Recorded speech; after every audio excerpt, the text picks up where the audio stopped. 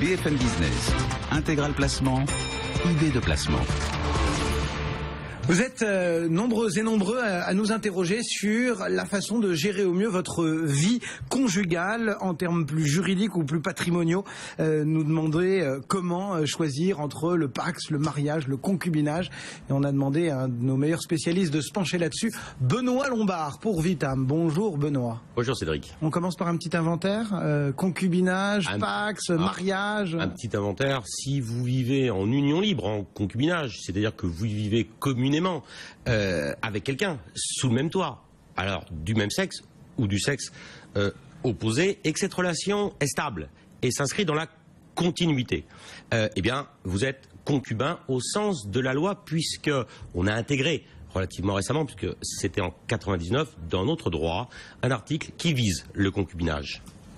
Donc ça c'est le concubinage. Ça c'est le concubinage. Autre forme de vie commune. C'est une union libre. Alors ça ne veut pas dire que les autres unions ne sont pas libres. D'accord. C'est un choix volontaire, les autres. Et là, on a une espèce de progressivité dans les différents liens qui unissent les époux, enfin les conjoints, les concubins, les personnes de même sexe ou de sexe opposé, même sexe depuis 2013 pour le pax et le mariage, on va en parler, donc qui souhaitent vivre ensemble. Alors la première des étapes, si je puis dire, c'est le pacte civil de solidarité, où là on organise de manière relativement légère un régime qui permet à la fois d'organiser la vie des concubins paxés, donc que ça soit au niveau de la gestion quotidienne de leurs biens, mais que ça soit aussi envers les obligations qu'ils peuvent avoir les uns envers les autres.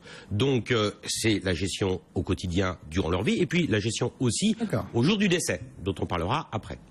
Ça, c'est pour le Pax. Et en haut, c'est le mariage. En haut, l'institution que nous connaissons depuis des centaines d'années, voire des millénaires d'années, donc c'est le mariage. Et donc là, le mariage, il est régi par le Code civil depuis, bien évidemment, de nombreuses années. Il faut juste, à ce niveau-là, puisque l'objectif n'est pas de faire un inventaire à la prévère de l'ensemble des régimes matrimoniaux possibles, rappeler qu'on a, quel que soit le régime matrimonial sur lequel on est assujetti, le régime primaire, c'est-à-dire l'entretien du ménage et l'éducation des enfants, sont des obligations fondamentales, quel que soit le régime matrimonial que l'on choisit. Et le régime de base, on le connaît en France, c'est la communauté légale, tandis que pour le Pax, eh bien, c'est le régime de séparation de biens. Étanchéité parfaite entre les deux patrimoines pour le Pax, comme pour les concubins, de fait, sauf lorsqu'il y a un achat d'indivision, tandis que pour les époux qui sont mariés, sont en régime sans avoir opté pour un régime spécifique, eh bien là, du coup, c'est la communauté. Tout ce qui est acheté du temps de leur vie commune est réputé être commun aux deux. Voilà donc pour l'inventaire, on va dire. Si on rentre dans le détail, on va commencer, tiens, par le concubinage, ce qu'il y a de, entre guillemets, plus simple, plus libre.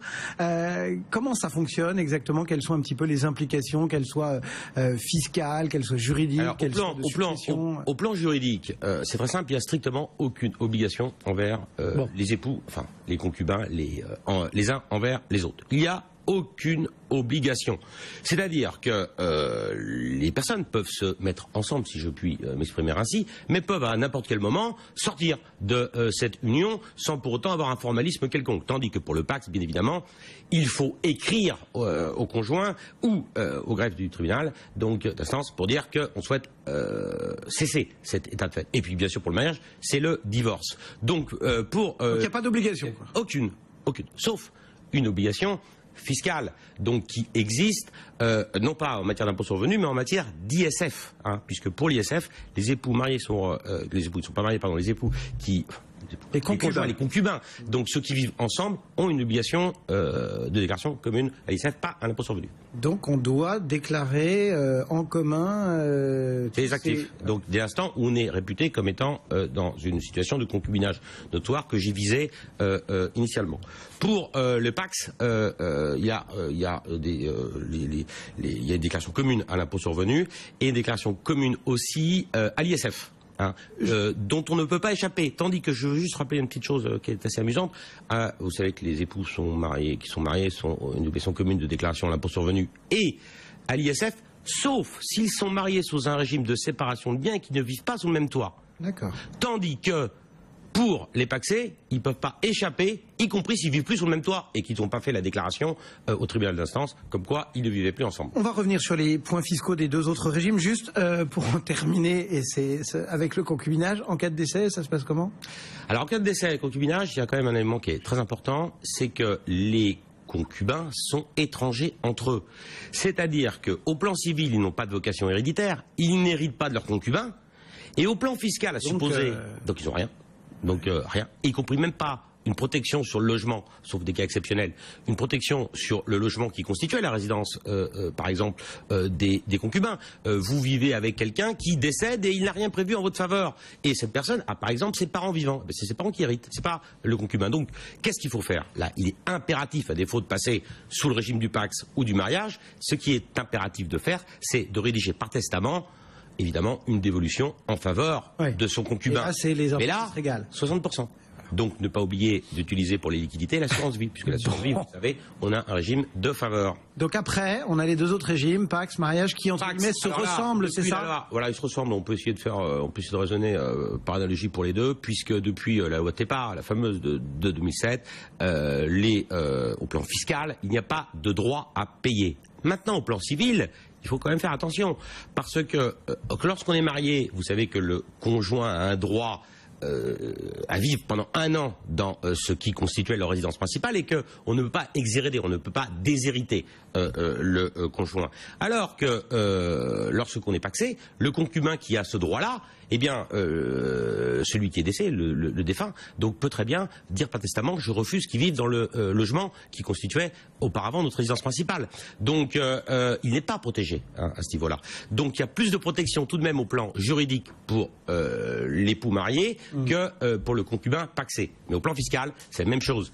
Il y a une exonération. Donc, le vrai conseil, c'est à tous les concubins qui pensent à ce qu'il adviendra de leur patrimoine, n'oubliez pas que votre concubin est un étranger aux yeux du fisc et de la loi. Par contre, donc sur le mariage, sur le Pacs, on a toutes les mêmes obligations déclaratives, fiscales, à la petite exception de l'ISF dont vous nous avez parlé tout à l'heure. À la petite exception de l'ISF, bien évidemment, mais on a les mêmes contraintes ou avantages. Un peu plus compliqué tout de même en matière de régime pour les régimes matrimoniaux pour les époux qui sont mariés. Pourquoi? Parce que on voit qu'il y a quand même plus de latitude, mais qu'il y a aussi un encadrement juridique qui est un peu plus strict, puisque bien évidemment l'institution existe depuis tellement d'années qu'une jurisprudence et des pratiques sont appliquées à régir. Est-ce qu'il y a d'autres dissemblances entre le Pacs et le mariage, à l'exception de cette ISF dont vous avez parlé? La vraie dissemblance, et là on peut quand même, c'est la dissolution. Donc, parce que je ne voudrais pas employer un terme qui pourrait choquer, mais enfin, lorsque les concubins sont pacsés, l'un peut répudier l'autre. Il suffit d'écrire sans même l'avertir. Donc au tribunal d'instance pour dire je ne veux plus de ce concubin, ce qui est un peu choquant et pire encore, et ça c'est quand même quelque chose qui est nouveau du reste, donc mais qui me choque moi personnellement, c'est que il suffit que votre conjoint pacsé aille se marier par ailleurs avec une tierce personne sans pour autant que vous en soyez averti pour que votre Pacs soit rompu.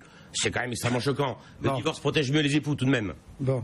En termes de succession, En termes de succession, le droit du conjoint survivant. Alors, je disais qu'en matière fiscale, il n'y a pas de taxation, donc pour les deux, conjoint pacsé ou époux marié.